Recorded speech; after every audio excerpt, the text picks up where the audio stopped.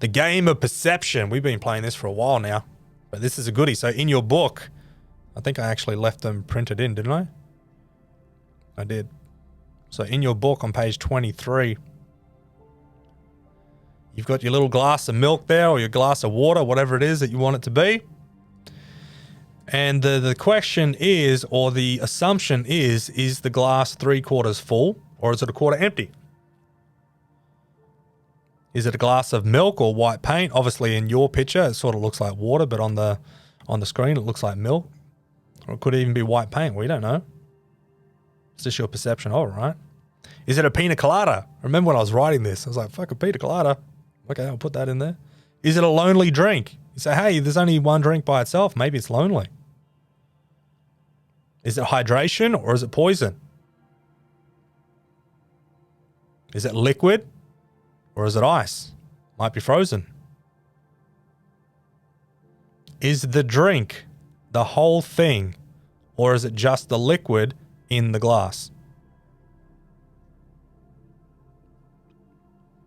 Your perception is what you believe to be true. Your projection will be seen outside of you. This is why it's so important to realize, like, the power of belief.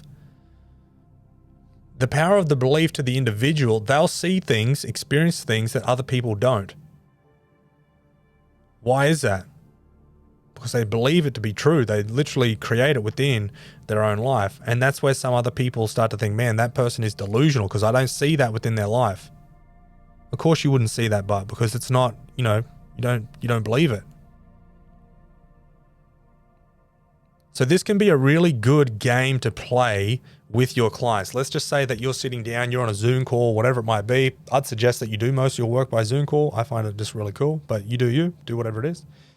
You could see something like in their background, right? So for Pauline right now, you're just the person I'm looking at right now. Like, you've got your little ring light in the background. So you could start to ask questions about that, and you would find out their perception of how they look at things.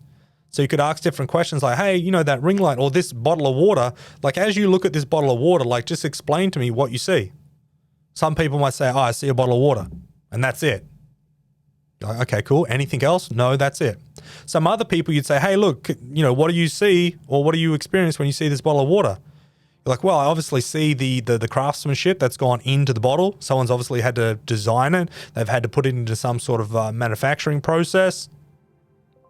It probably would have taken a week or 2 weeks, probably made in China, so they had to ship it overseas.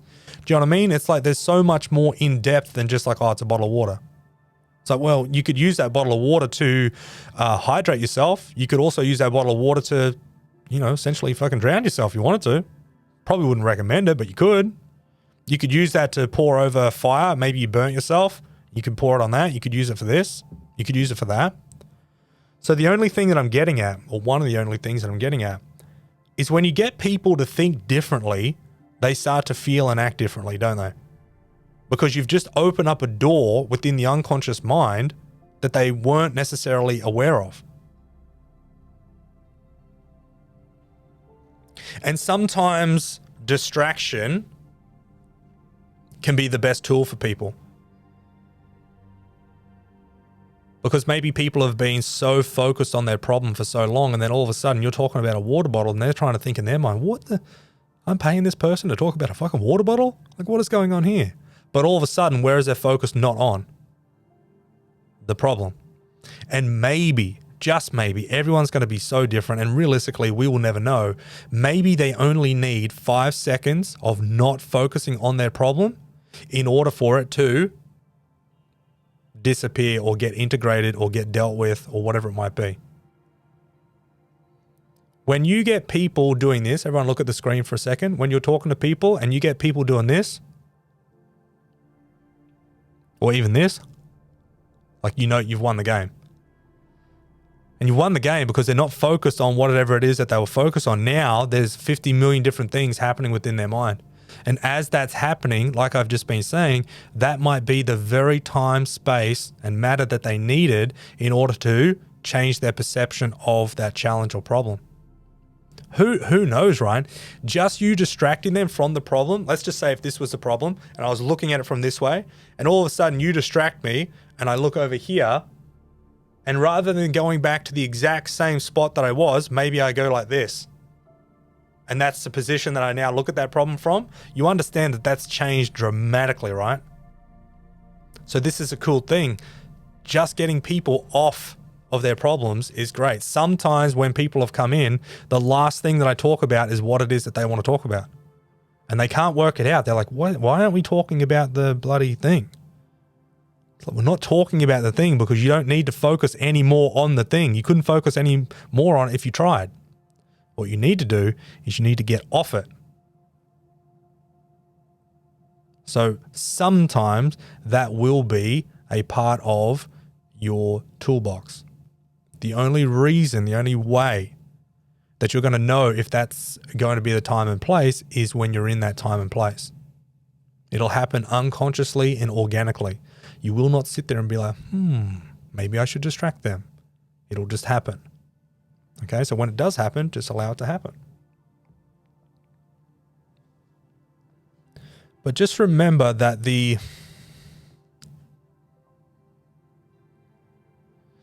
problem is always at the point of perception. My goodness, that blew my mind. I went in a hyperbaric chamber a couple of months ago, and I put on some meditation music, and about halfway through, that literally came screaming at me. It's like the problem is at the point of perception. Change the point of perception, you change the problem.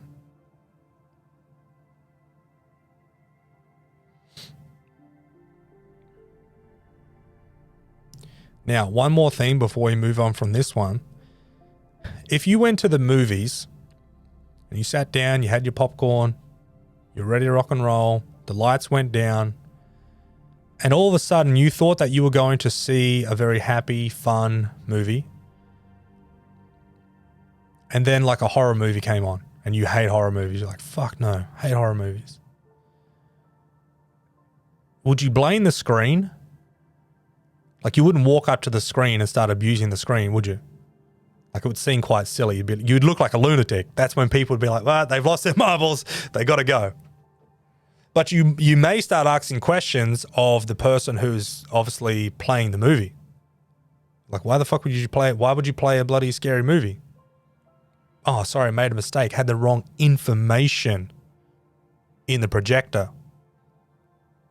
So you want to go to the source. You don't go to the bloody fabric. You don't go to the screen. That would be silly. But guess what? This is life 101. What do we do as people? Fucking abuse the shit out of the screen. But what we really need to do is we need to check on the information from the projector. You, us, I, we being the projector into the fabric of time, space, and matter. But the crazy thing is, and this is where, sometimes people get caught up on this. I know I did a fair bit in the past, is, okay, well, we create our own reality through how we think, feel, and act, through the information within our projector, data projector, out onto the screen, fabric of reality. How come things are out there that are still not the way that I want them to be? And the answer that I found out so far is, well, I don't know.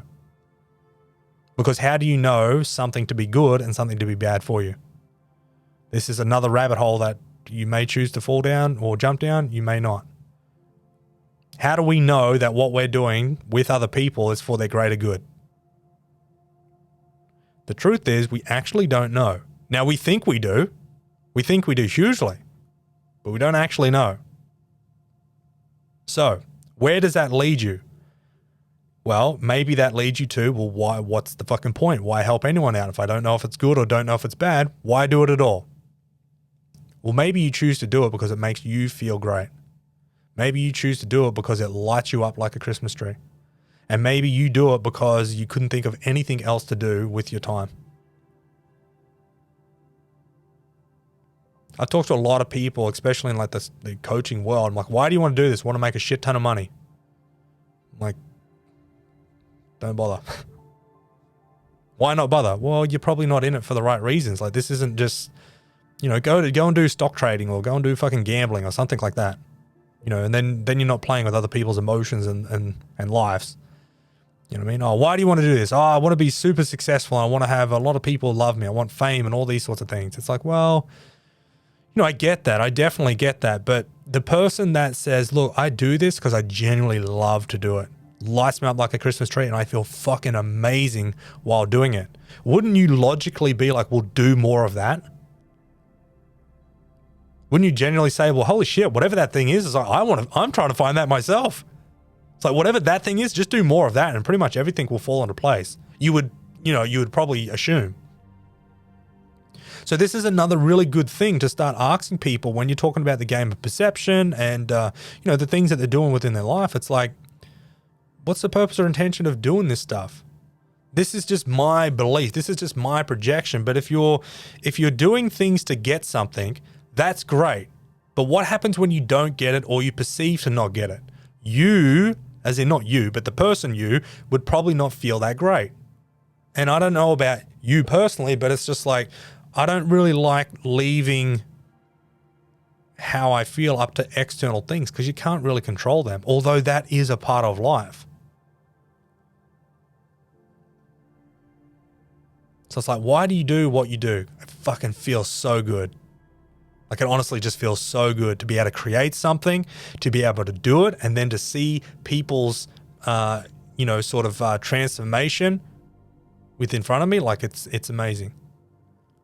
And if you really wanted to dig down on that a little bit further, if you start doing this, look at people that are doing shit all over the world. And when they're doing something that they love, you can nearly guarantee that they're not inside their body. Have you ever noticed that? It's like extreme athletes that jump out of planes and shit like that. You ask them, like, why do you do that? Like, I don't know, man.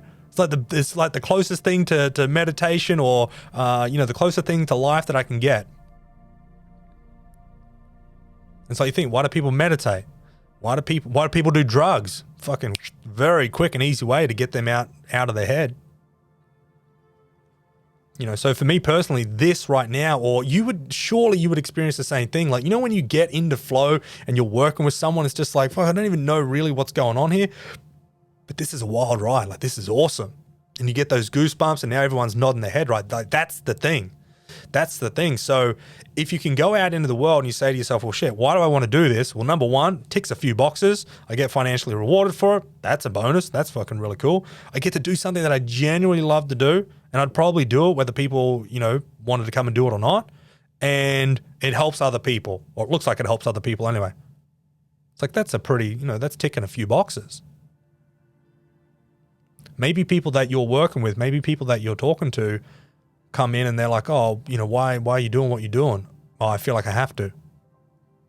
Okay, well, the buzzers are going off already. I feel like I have to because I've got to. I'm forced to. What would you love to be doing? Oh, I'd love to, I don't know. I'd love to go on a road trip around America or whatever the fuck it is that they want to do. And all of a sudden you see them light up like a Christmas tree and you ask them the question, why do you want to do that? And they say, because it would just make me feel so good. Now we come to the dilemma of the other person and yourself, of you selling them on the idea, if you believe in it, you selling them on the idea of before you drop dead, whatever that thing is, go after it. Because that's just my belief personally. If someone comes to me and they're doing something and they hate doing it, all of a sudden we find something, there's a chink in the so-called armor and they light up like a Christmas tree. I'm like, I don't know what the fuck it is, but that thing there, before you drop dead, do that. Because if you do not, oh my goodness, my friend, that transition might be very painful, a lot more painful than what you experience or want to experience. You know what I mean? I think that's pretty valuable advice. It's like, hey, whatever that thing is, you do that before you drop dead. And I tell you what, you'll get people thinking people will be doing exactly what you're doing right now. Different connections, ching, ching, ching, ching, getting linked up within your brain, different ways of thinking.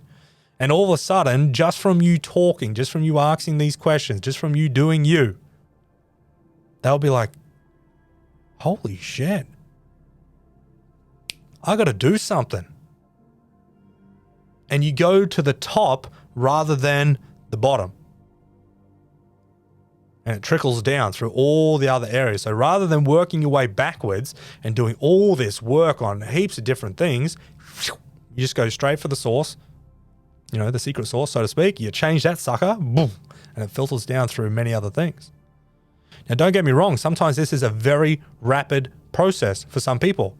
Sometimes it is more of a path. They're going to have to go and do things. They're going to have to experience things. And more so than not, this is what I could probably give you a heads up on. The people that come and work with you, do I say this? Yeah, fucking of course.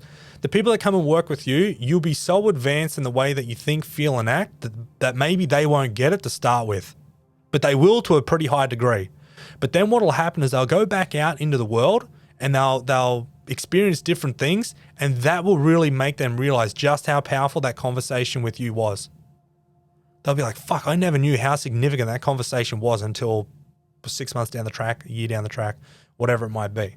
But don't get me wrong, in that moment within that conversation, their mind will be blown. But what I'm saying is they really won't get the experience of just how significant that conversation was with you all those weeks or months or years ago.